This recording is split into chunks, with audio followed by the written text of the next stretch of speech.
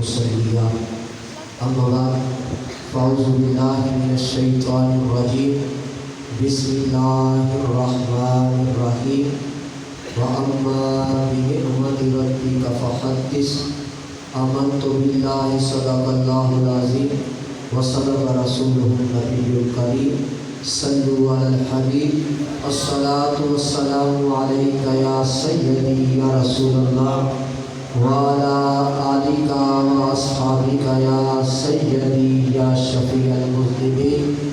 سامعین وقار مبارکباد کے مستحق ہیں آپ لوگ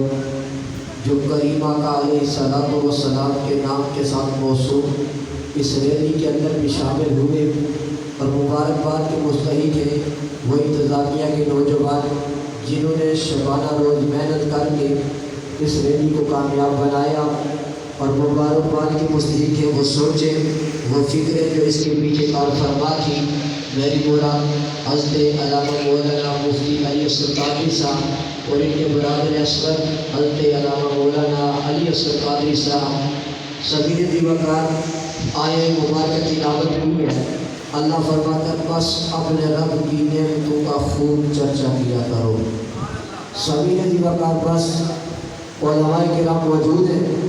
میں زیادہ دیر آپ کے درمیان خالی نہیں رہنا چاہتا۔ یہ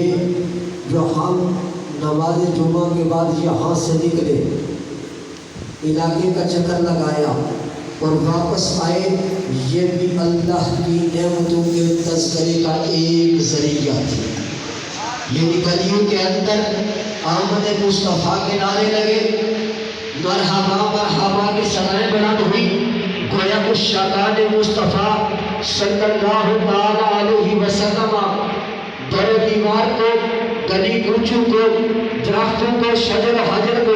گواہ بنا کے یہ کہہ رہے تھے، ارے تو رب نے اعلان فرمایا ہے اپنے رب کی نعمتوں کا خوب چرچا کرو۔ ہم رب کی اس نعمت کے اوپر ہم رب کا شکر بھی ادا کرتے ہیں، اور چرچے کے لیے گلی گلی، نگر نگر، کوچا کوچا، کریا کریا لوگوں کے دلوں کے اوپر اور لوگوں کے ذہنوں کے اوپر یہ سب نقش کر رہے ہیں کہ ہم تاجدار مصطفیٰ صلی اللہ علیہ وسلم کی ذات مبارکات کے لیے ہمیں جہاں تک جانا پڑے ہم جانے کے لیے تیار ہیں، گردنیں کٹانی پڑے تب بھی تیار ہیں، مال لٹانا پڑے تب بھی تیار ہیں، اولاد قربان کرنی پڑے تب بھی قربان کرنے کے لیے تیار ہے۔ اور سامعین جوان یہ عشاق مصطفیٰ صلی اللہ علیہ وسلم کسی لمحے بھی جب ایسا وقت آیا تو یہ انشاءاللہ دریک نہیں کریں گے۔ میں انہی الفاظ کے ساتھ اپنے معزز اور محترم علماء کرام کے